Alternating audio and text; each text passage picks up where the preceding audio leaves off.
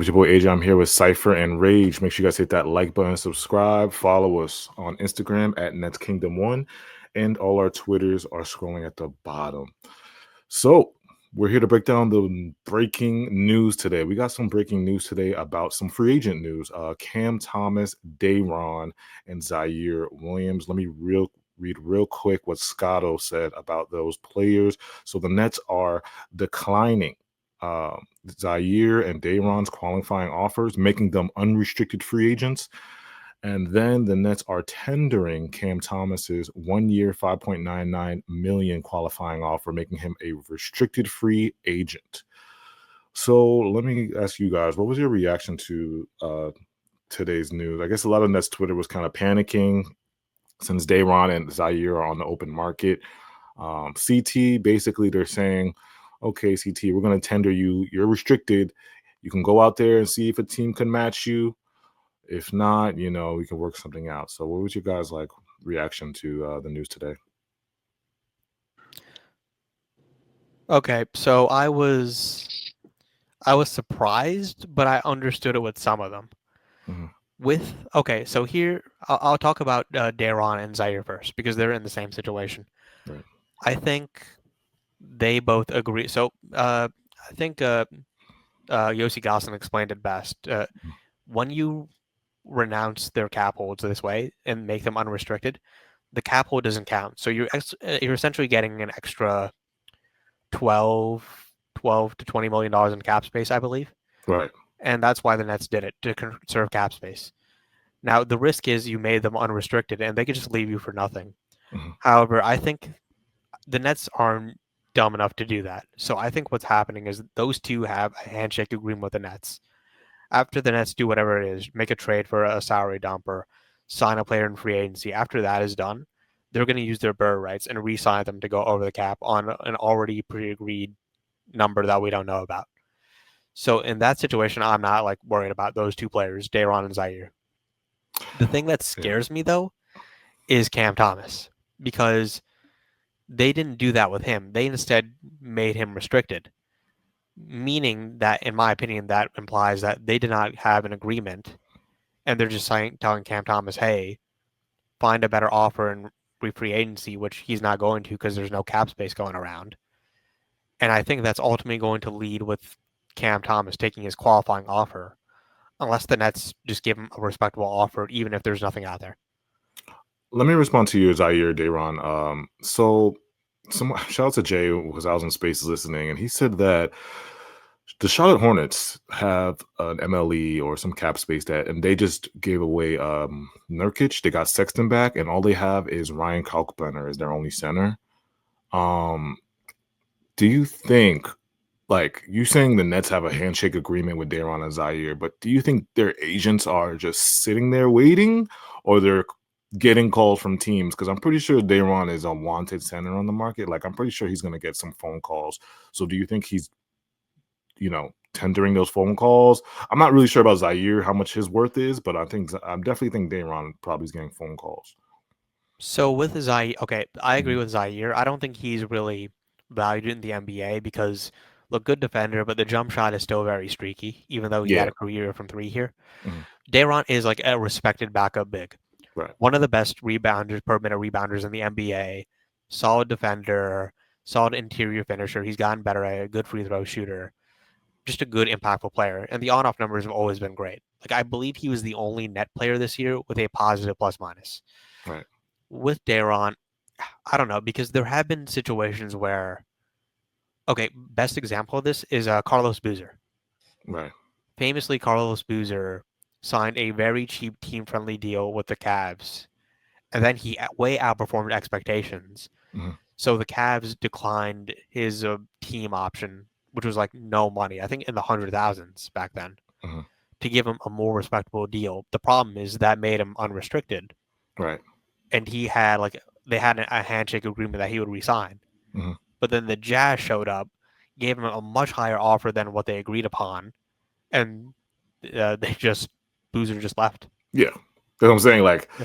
This handshake agreement, if there is one, because we don't know if there is one, but Dayron could easily, I'm assuming Charlotte or the Lakers maybe like two. I'm not gonna say like Daron's wanted by all of the NBA, but I could see 2 or 3 teams checking in with him and seeing like, okay, what is your number?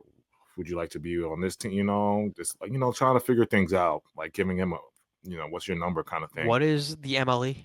What is it? 12 I million? think it's 14.9 if I'm not mistaken on for the Hornets. That's for the Hornets, but I looked at Yossi's he put 14.9. That's what I think. Okay, I mean, Yeah. theoretically, yes. It's hard to say. I mean, Hmm.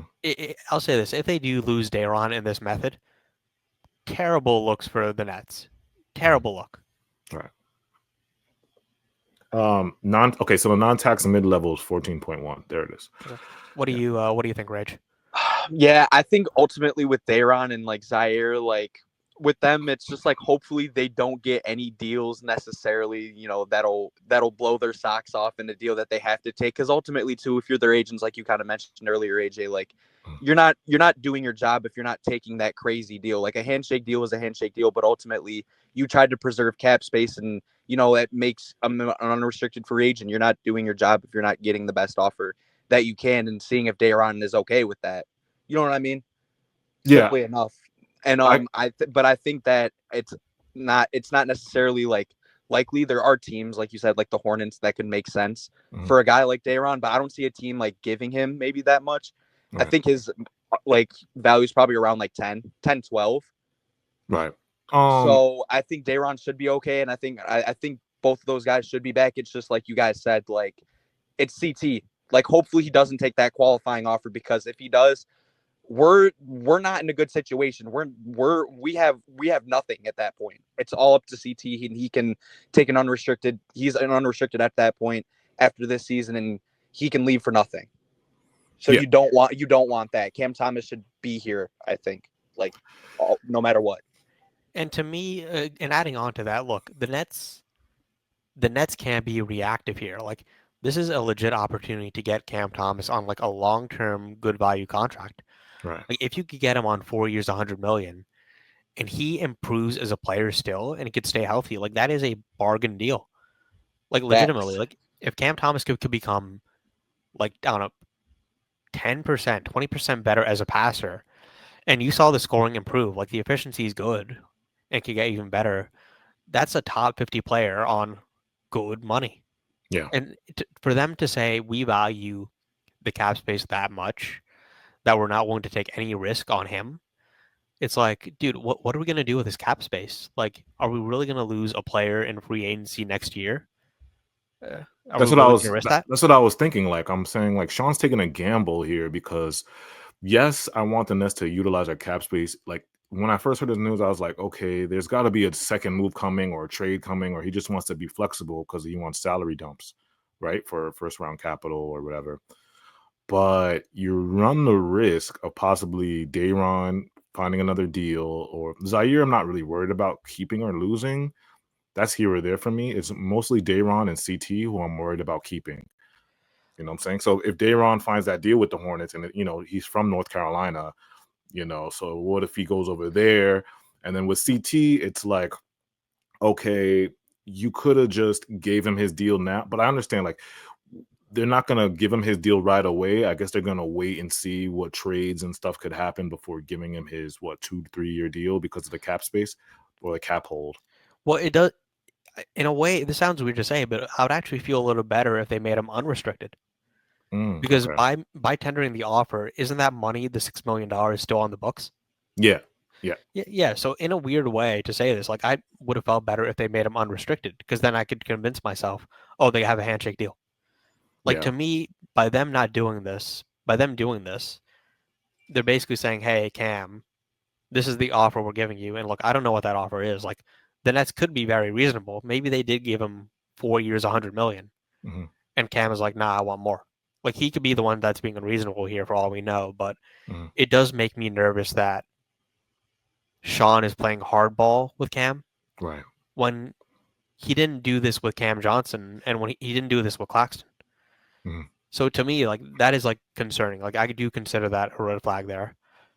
And with Daron, to add on to the Daron thing, the Hornets have the ability to do something that the Nets can't, Mhm. and that's give Daron a starting spot.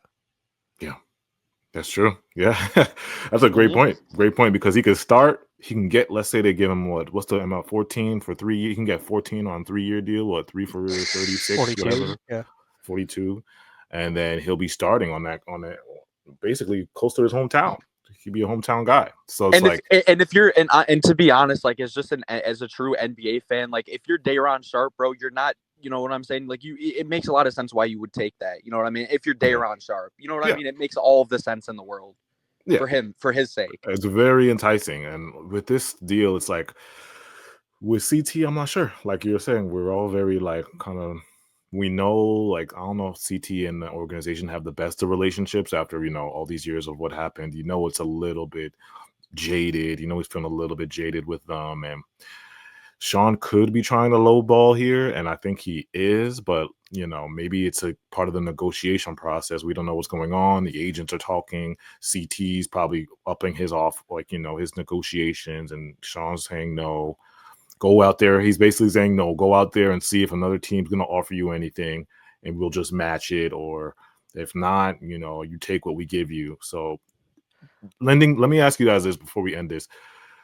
Is there a situation where do you think if CT takes the qualifying offer, right? Do you think he'll be, and let's say he bets on himself, he takes that 1-year deal, like kind of how like Trendon Watford did, and now he's an unrestricted. Do you think he's gone next year if he takes that 1-year deal Yeah. at the end? Because like, what's the risk of taking that 1 year? Like, is it too risky? If you're CT's agent, are you saying, yo, let's just bet on ourselves and take this 1 year, or you're trying to say, let's work on it, let's get this 2-year for 20, or 2-year get 20 a year? Like, what are you telling CT if you're his agent right now? Okay, so if the offer is 2 years, 40 million, then yeah, I Mhm. take that. You Like take 2 that. years guaranteed, no options. 2 years, 40 million, 20 million a year. Then yeah, if I'm Cam Thomas, I'm taking that. Okay. For the Nets, it makes sense. It's a tradable contract for next year because it would be expiring. Yeah. You're still getting $40 million, and you have the ability to either extend. No, you don't. You have the ability to become a free agent in 2 years. So if that's the case, I'm taking it. Mhm. If it's less than 20 million per year, and Mhm. if they like really lowball them, like if it's 2 years, 30 million, Mhm. then I think at that point, then I think Cam Thomas just takes the qualifying offer and says, "I'll bet on myself." Yeah, because Yeah, there's Because if you're teams Cam with cap Thomas, you space. can't take 15 mil, bro. There's teams with caps. Yeah, it is disrespectful. It's disrespectful. There's teams with cap space next year. We heard the Wizards are going to have 100 million. There'll be teams opening up their books. So there's going to be more teams with cap space. This year, it's only the Nets. like Cam got really unlucky that he got hurt. Like that's the biggest thing that really kills him in these negotiations. Yeah. With him, it's just really a matter of health for the contract because like look at what these other players are getting. Like Naz Reid got 5 years, 125. Jabari Smith got 5 years, 122. 122. Yeah. Julius Josh Giddey, Randle. They gave him Julius like Randle got 3 33. years, 100 million. Yeah. Josh Giddey's projected to get 25 to 30 million, which Yeah. is crazy. Like, and here's the thing though, these players aren't really that much in a vacuum better than Cam Thomas. Like Cam might actually be a little bit better than these guys, but Mhm. because he got hurt and because the Nets are, but particularly Marks is so stingy with his cap space. Like again, what he's going to do with his cap space that the Nets are just going to really lowball him. So I could see a scenario where if they're just really disrespectful with the offers, Cam just takes the qualifying offer and then tries for better health this year and then goes for free agency next year. Yeah. That's fair. Yeah, and I think at that point, if he does hit unrestricted free agency, like we're gonna have to give him the best offer in order for him to stay. Because at that point, like it's been 4 years, like it's been like 4 years of like kind of just a lot of craziness going on with him, like not even getting like consistent playing time, and then to get lowballed. So it's just like it would make sense why CT would want to like leave at that point, but it's like I you know what think I he mean. walks no matter what. You just have to hope he doesn't take that, and that like they're like we've actually like made like a little bit of advancements, and we're just like, yo, CT, see what you can get, and then we'll match kind of anything maybe, or well, something hopefully of that matter, because I don't it's know. been really weird with how everything's been going with Cam Thomas. I think next year, if it gets to this point with the Nets, because look, if they're telling him, hey, find a better offer, they're basically saying, oh, well, hey, we don't really value you as much as we should. And then if it goes all the way to him taking his qualifying offer, and then next season, I think he just walks. I think he takes the best money available, regardless of which team. And I think he walks. Like, the only way he doesn't walk is if there's a scenario where the Nets just give him way more money. Give him an overwhelming. They have to give him an overwhelming offer. Yeah. It would have to be like so much more money. Yeah. Which to me would be a huge failure because you could have gotten him on the bargain now. Yeah. They ran this risk. Same thing with Claxton. They ran the same risk. You risk him going in the market and finding something else. So, let us know in the comments how you guys feel about CT, Day'Ron, and Zaire. What do you think about the situations? Do you think CT is going to sign that deal? Is Sean going to give up the bread, give him the bag? Let us know in the comments. Again, hit that like button, subscribe. Our Instagram is Nets Kingdom 1, and our Twitters are scrolling at the bottom. Appreciate you guys so much. We'll be back.